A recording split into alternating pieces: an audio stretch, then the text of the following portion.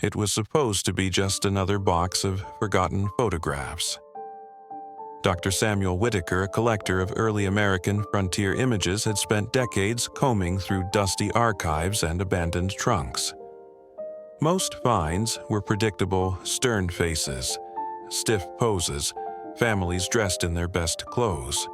Nothing unusual, until he unwrapped a glass plate dated Oklahoma, 1898. At first glance, a pioneer family in front of their cabin. The father with a rigid jaw, the mother holding her youngest. Two older children staring blankly at the lens. It looked ordinary, almost dull. But then Whitaker leaned closer and froze. At the edge of the frame, half in shadow, stood a figure. Not settler, not kin, a man draped in feathers beads, glinting faintly, his eyes locked on the camera with a startling intensity. He did not belong there. By 1898, the tribes of that region had already been forced out, their lands stripped away. No records listed survivors near that settlement. Yet the figure was clear, not a blur, not a trick of light. His presence in the photograph was undeniable. Whitaker's notes scribbled in the margins were almost a whisper. "If this is an error, it is the most human error I have ever seen. If it is not, then the land remembers." And with that, the mystery began. If you want to uncover the truth behind this haunting image, make sure to subscribe, because what Whitaker discovered next will change how you see every old photograph. Dr. Samuel Whitaker was not the kind of man who frightened easily. He had spent a lifetime inside archives and dark rooms, poring over glass negatives and tin photographs that bore the strange scars of time. He had seen plates where cracks spread like veins across a face. He had studied daguerreotypes so dark that the shadows seemed thicker than the figures they framed. He had examined tintypes pressed with the fingerprints of photographers long dead, as if the makers had reached across a century to touch the surface once more. Most of what he cataloged could be explained. A blurred child was nothing supernatural, only the trace of a restless body forced to sit too long. A hazy outline was not a spirit, but the ordinary shake of a tripod in poor weather. Whitaker believed in mistakes, not ghosts. But the plate from Oklahoma, 1898, was different. The image showed the Cooper family, recent settlers from Missouri. The father stood stiff, jaw set, as if carved from wood. The mother gripped her youngest child, face pale with the strain of holding a pose.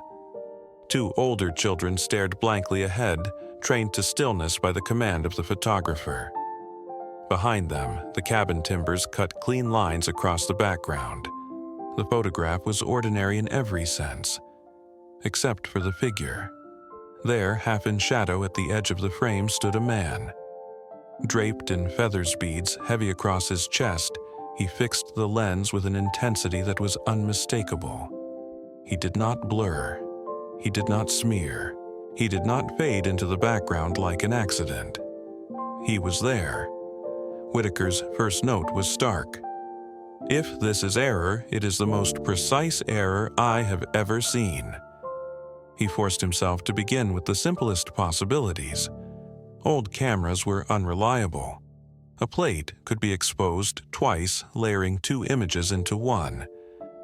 Such accidents had produced ghostly forms before. Faces overlapping limbs appearing where they should not. Whitaker spread other plates from the same trunk across his desk.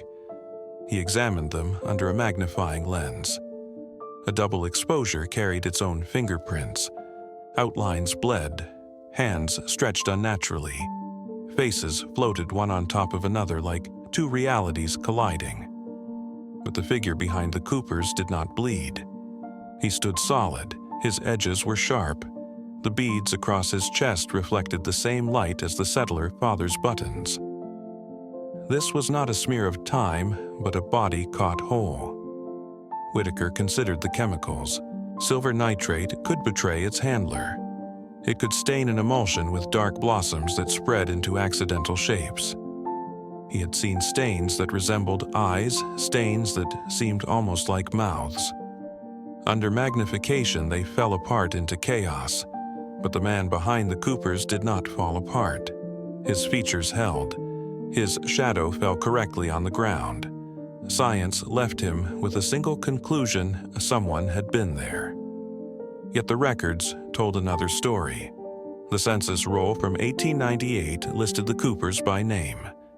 No neighbors, no mention of a native household. The government insisted that tribal presence in that district had been fully resettled years earlier.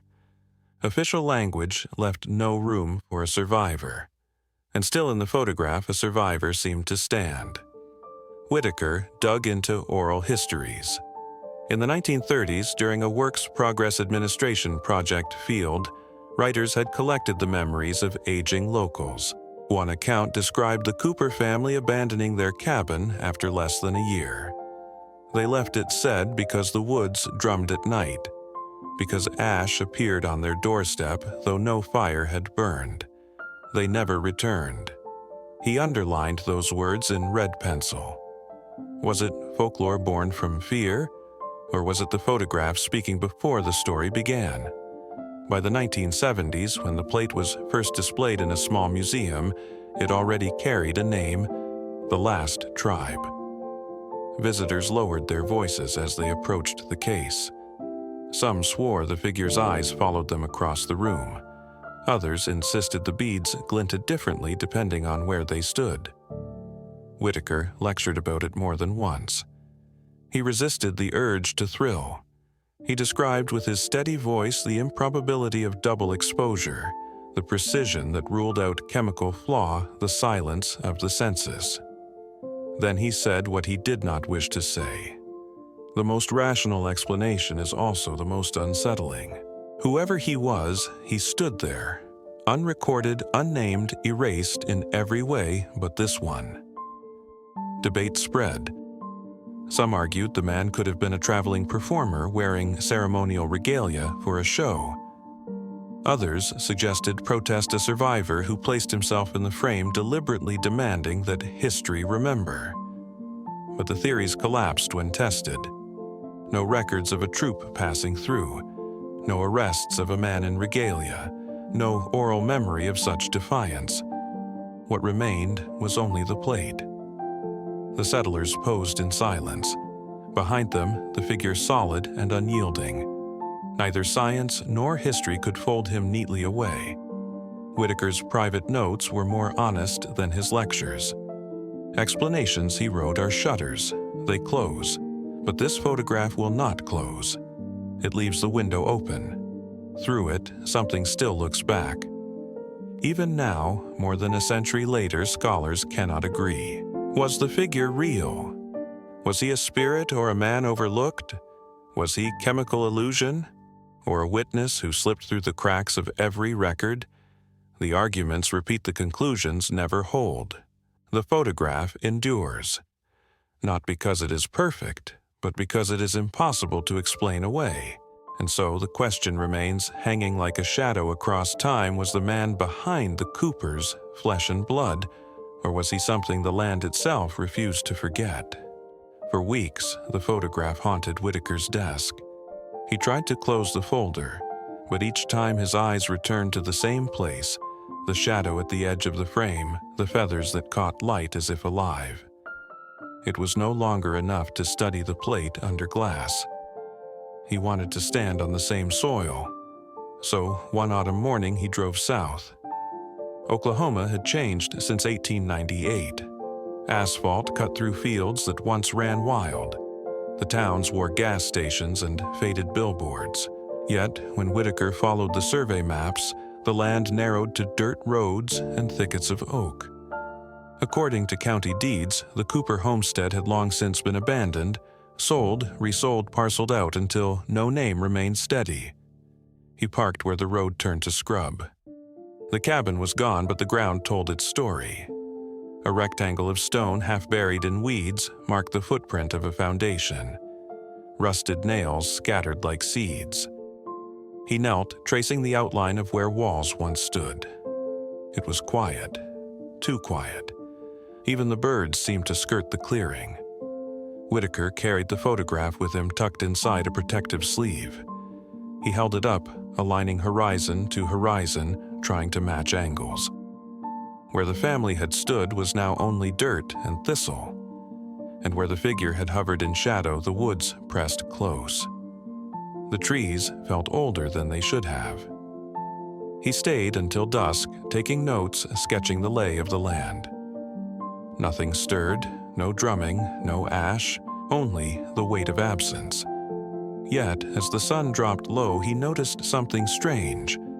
The ground near the tree line was uneven, as if it had been disturbed long ago. He returned the next day with a local historian, a man named Carter, who had lived in the county all his life. Carter was blunt. "That's old burial ground," he said, pointing at the rise in the soil. "Folks been saying so since my grandfather's day. Nobody builds there, nobody plows, just bad luck." Whitaker asked what he meant by bad luck. Carter shrugged. "People hear drums, some see lights, kids don't go near it. You'll notice the farmers leave a ring of trees. That's on purpose." The two men walked the perimeter. Whitaker measured distances, muttering calculations under his breath. The figure in the photo would have stood almost exactly on that rise. That night, unable to sleep, Whitaker combed through the WPA oral histories again. He found scattered references, mentions of songs without singers of dirt that remembers. One line caught him. The Coopers built on sacred ground. The land did not take kindly. It was folklore, yes, but folklore rooted itself in something. On his third day, Whitaker brought a soil auger. He drilled gently into the mound, drawing up samples. The first layers were ordinary loam and root, then deeper flecks of ash, charcoal fragments. He set them aside for analysis, but even before the lab he understood. Fire had burned here. Not the kind of domestic hearth, but something larger. Whitaker stared at the jar in his hands. Fire, ash, silence. The figure in the photograph was no longer just a mystery of light. It was tethered to the ground itself. In his notes, he wrote, "Science finds patterns. Folklore keeps memory. Here they converge." On his last evening, Whitaker sat at the edge of the clearing as dusk fell. The woods darkened, cicadas droned. Nothing unusual. And yet when he held the photograph up again, the figure seemed sharper, as if the fading light outside completed the light captured a century ago. His pulse quickened. He lowered the plate. The clearing was empty. Still, he could not shake the sensation that he was not alone. He packed his things at dawn, leaving the site undisturbed. But in his journal, he wrote a line that revealed more than he would ever admit in a lecture.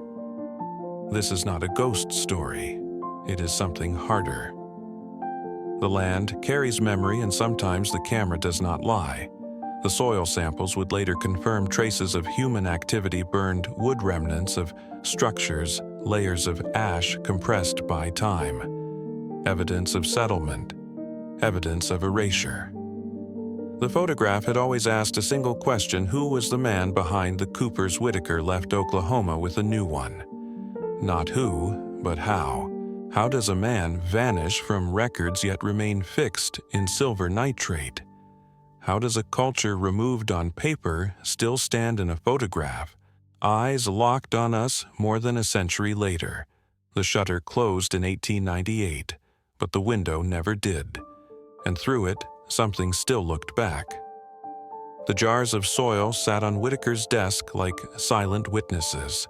He had labeled each carefully depth location coordinates and sealed them tight. Ash flecked through the darker layers, stubborn proof that fire had once raged where the Cooper cabin stood. But what kind of fire and whose that remained unanswered? He sent the samples to a laboratory at the university where he occasionally lectured. Weeks later, the results arrived. The ash contained oak, hickory, and cedar. Not just one tree, but many. Some fragments had fused, suggesting intense heat hotter than an ordinary hearth. Mixed in were traces of bone calcium and phosphorus that spoke of more than wood. The report was clinical, material consistent with large-scale burning event, possible structure fire or ritual pyre. Whitaker stared at the words, structure fire. There had been no record of a house before the Coopers. Ritual pyre. No tribe remained in that district by 1898, at least according to official history. He filed the report but could not rest. Next came the photograph itself. He carried the glass plate to a specialist in historical imaging, Professor Ellis, who had made a career out of analyzing anomalies in old photography. Ellis examined the plate under bright light, sliding it beneath microscopes, tracing the chemical layers with practiced eyes. At last, he leaned back. "If you want a neat answer," he said, "I can give you one. Double exposure."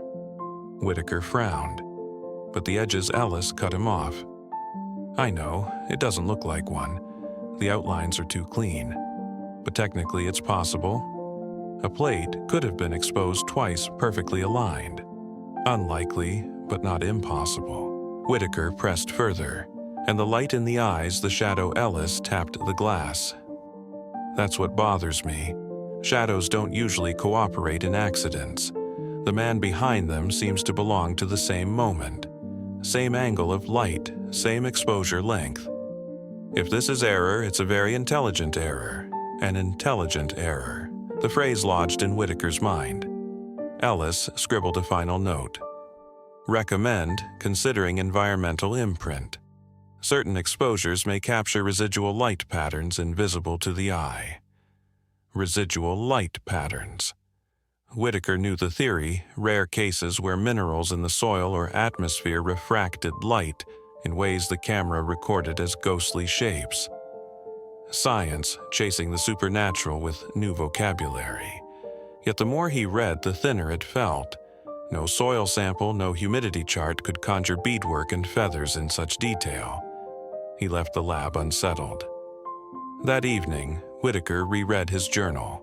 The threads tangled together, the ash laced with bone, the census silence, the figure's unwavering gaze.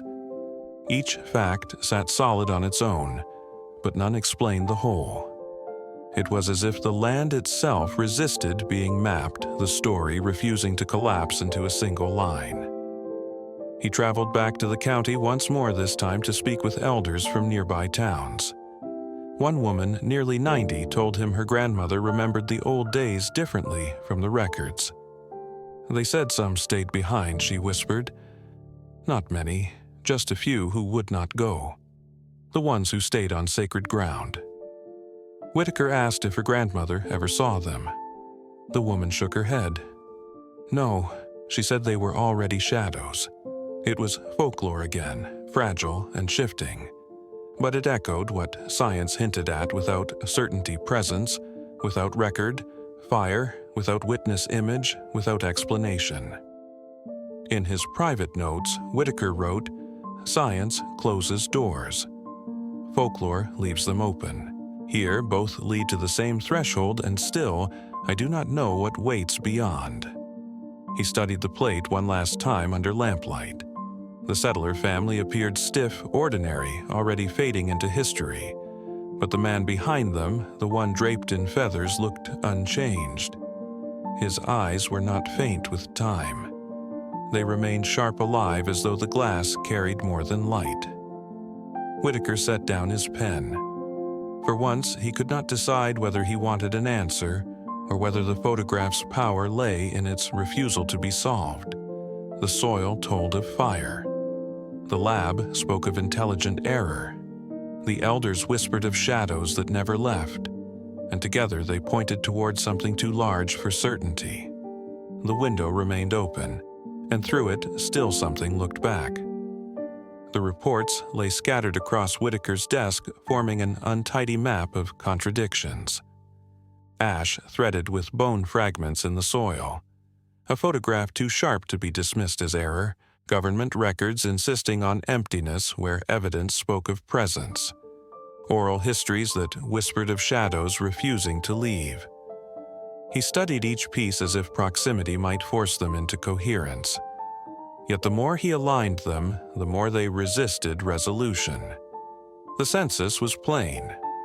In 1898, the Cooper family were the only names listed on that land. John, Margaret, and their 3 children marked neatly in the ledger. Beside them, the columns for neighbors remained blank. No native households, no others. A bureaucratic silence pressed like a seal, but the soil disagreed. The laboratory report, clinical and unadorned, carried its own weight material consistent with large-scale burning event. Large-scale. The phrase rang in Whitaker's ears. This was not the ash of a hearth fire, nor the remnants of a single home. It suggested something broader, something catastrophic. The report even noted calcium and phosphorus in the residue markers consistent with bone. It avoided conclusions hiding behind neutral language, but Whitaker could not. He wrote in his notes, not accident, not domestic fire, evidence of pyre. Turning to county records, he uncovered a faint entry from 1899 allocation suspended for plot 17B, cause unspecified. No explanation followed, just that sparse phrase. But the plot number aligned with the Cooper homestead. Why suspend allocation if not for contamination dispute or something officials did not want named? His fingers lingered over the brittle paper. He could almost feel the effort of the clerk who chose silence over detail. In his mind, the photograph rearranged itself. The Coopers standing stiff and proper, their faces already fading into history. And behind them the figure. Feathers, beads, eyes sharp. Not accident, not ghost, witness. Whitaker searched deeper, combing through military correspondence from the years just before the photograph. Most were dull inventories of rations, weather reports, patrol schedules. But in one box he found a letter that turned his stomach cold. Dated 1897, it warned of unauthorized gatherings of remaining tribal persons near the county line. The author urged removal by whatever means necessary. The phrase bled across the page with bureaucratic cruelty, chilling precisely because it was so casual. And there was no follow-up. No record of what was done. Just silence where consequences should have been. If the words had been acted upon, the soil's testimony made sense. The ash, the bone, the uneven mound near the tree line. The Coopers may have built on ground freshly scorched by violence, a place where history was rewritten, not by forgetting, but by deliberate omission. And the figure in the photograph, what if he had been one of those gatherings left uncounted, unnamed, but unwilling to vanish? Whitaker looked again at the plate under lamplight. The settler family seemed stiff, fragile, already dissolving into silver grains. But the man at the edge remained sharp. His eyes did not dull. His posture did not bend. He belonged to the frame with a solidity the others lacked. They posed to be remembered, yet he endured by refusing erasure. Whitaker drafted a paper careful and restrained, choosing his words as if they were glass that might shatter. He described discrepancies between photographic data and census records. He noted soil evidence consistent with large-scale fire. He hinted at the possibility of unrecorded conflict. But he did not write massacre. He did not write eradication. He understood how scholars reacted to claims too large, too raw. They would dismiss discredit, relegate the photograph back to curiosity if he dared speak the full weight of what he suspected. Still, the word pulsed beneath his restraint. Each line he wrote felt like a shutter closing too soon. His private journal carried what the paper could not. I believe the Cooper photograph is the only surviving witness to an event erased from record. Nights brought no peace. He dreamed of fire spreading across the clearing, sparks rising against the dark. He dreamed of ash drifting like snow. He dreamed of the Cooper family pale and stiff, posing against destruction they did not see. And always at the edge, the man in feathers, unblinking, holding his gaze until Whitaker woke, slick with sweat. Compelled by dreams as much as evidence, he returned again to the site. The clearing had not changed, weeds and thistles covering the foundation stones, the tree line pressing close. He stood over the mound where ash had been pulled from the soil, listening. No drums, no voices. Yet the silence felt shaped as if it had edges. He could not leave it alone. That night, he left a recorder at the edge of the mound, its red light blinking faintly against the dark. When he returned at dawn, the tape hissed with wind cicadas and the ordinary noise of night. But in the final hour, beneath the insect drone, a faint rhythm emerged. A low thud, irregular, too deliberate to be wind alone. Whitaker replayed it until the sound etched into his mind. Drum or branch, ritual or accident, he could not say. Ambiguity was its own weight. In his journal, he admitted what his article could not. This is not ghost story, it is harder. The photograph, the soil, the silence, they testify. The land has memory. Yet, when he sent the paper to a journal, he stripped such lines away. He concluded with restraint further study required potentially significant anomaly. It read like a footnote to history, not a warning. But between the lines, the truth pressed harder than any conclusion. He found himself staring longer at the man's eyes in the photograph. They did not fade, they did not flinch. He began to understand that the photograph's mystery lay not in proving the man's existence, but in grasping why he remained when everything else had been erased. The settlers' names survived in ledgers. The tribe's names were gone. But in this one frame, history faltered. The shutter closed, yet something broke through. The photograph refused closure. The window remained open. And through it, across a century, something still looked back. By the time Whitaker finished the first draft of his article, months had passed. The Cooper photograph no longer felt like an isolated curiosity, but the center of a web that pulled him deeper each day. Soil reports, census rolls, military letters, oral histories they gathered on his desk, like layers of sediment, each pressing weight onto the other. Still, he hesitated before sending it to press. Something in him knew that the photograph's power was not meant to be sealed inside academic language. He re-examined the glass plate under lamplight, turning it slowly, letting the silver grains catch the glow. The settler family blurred now, their outlines thinning fragile against time. But the man at the edge remained as sharp as ever. His gaze, steady and unsparing, refused to fade. The longer Whitaker looked, the less he felt he was studying the photograph. He felt instead that the photograph was studying him. The lab had given its explanations: double exposure, chemical imprint, environmental trick.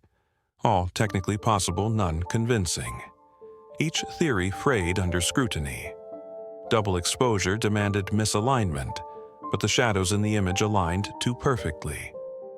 Chemical imprint could birth shapes, but not beadwork, detailed stitch by stitch.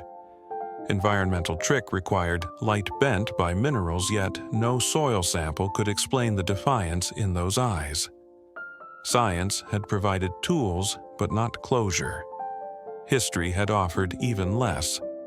The census said emptiness. The county record said suspension. The military letter said removal by whatever means necessary. And then silence. Not absence, but deliberate erasure. History closed the file and in doing so revealed what it tried hardest to hide. The oral histories whispered what the documents would not. Children told not to play near the clearing. Drums heard at night with no drummer. Ash scattered on doorsteps. Shadows that stayed. Folklore had its own way of preserving memory, and sometimes Whitaker thought folklore proved more honest than any archive. He began to accept that the photograph was not haunted by a ghost. It was haunted by memory. The man who stood behind the Coopers was not apparition, but survivor, or if not survivor, then record of survival. His presence was the protest. His presence was the testimony. His presence said we were here, and they tried to erase us. Whitaker understood then that the photograph had trapped more than light. It had trapped resistance. In that frozen second when the shutter closed, it captured something history had worked to obliterate. The settler family posed stiffly to claim their place. The man behind them stood to refuse erasure. A century later, only one of those claims carried force. He did not publish the word massacre, but in his private notes, written in a hand unsteady with fatigue, he admitted this image is the only surviving witness of a destruction we are not meant to remember. At lectures, he spoke cautiously. He displayed the plate, described the impossibility of the anomaly, showed the soil results, quoted the records. He never raised his voice. He never speculated beyond the evidence. Yet audiences leaned forward, silent, drawn not by what he said but by what he left unsaid. They saw the figure, they felt the weight, they carried the question home with them. In the quiet of his study, Whitaker wrestled with the same question. Not who the man was, nor how he appeared, but why he remained. Why did silver nitrate hold his form with such clarity when every record had been scrubbed clean? Why did his gaze endure while the settlers' faces already blurred? Perhaps because the photograph had no allegiance to power. The camera did not care for who claimed the land. It cared only for light. And in that fraction of a second, light told the truth. Whitaker aged, his hands grew unsteady, his eyes dimmed, but the photograph never changed. It became his companion, his adversary, his confession. He spent years chasing every lead, every scrap of testimony, but in the end, he always returned to the plate itself. It sat on his desk like an unblinking witness refusing closure. On his final visit to the clearing, he carried no instruments, no auger, no recorder, no notebooks. He sat on the stone foundation, listening. The trees pressed close, the air heavy. He closed his eyes. For a long while, nothing. And then maybe wind. Maybe not a rhythm low and steady as if the land itself was still beating. He did not try to name it. He simply listened. When he returned home, he wrote a last note. One he did not intend for publication. The photograph is not mystery but memory. It is proof not of spirits but of survival. Science can argue exposure. History can argue absence. But the glass does not argue, it remembers. He sealed the note inside the sleeve with the plate. Years later, after his death, curators would find it. They would debate his words as they debated the photograph. Some would dismiss them as the ramblings of an old man too close to his subject. Others would recognize what Whitaker had understood. The image was less about ghosts than about the violence of forgetting, and the refusal of the forgotten to disappear. Today, the Cooper photograph still hangs in a small gallery. Visitors pause before it, leaning close, squinting at the edge of the frame. They see the settler family stiff and pale, already fading. And then they see him, the man in feathers beads, glinting faintly, eyes sharp. Some step back unsettled. Some linger compelled. All carry the same question away with them. Was he real? Was he ghost? Or was he something harder proof that history does not erase as cleanly as it pretends? The shutter closed in 1898. But the window never did. And through it, still across more than a century, something looks back.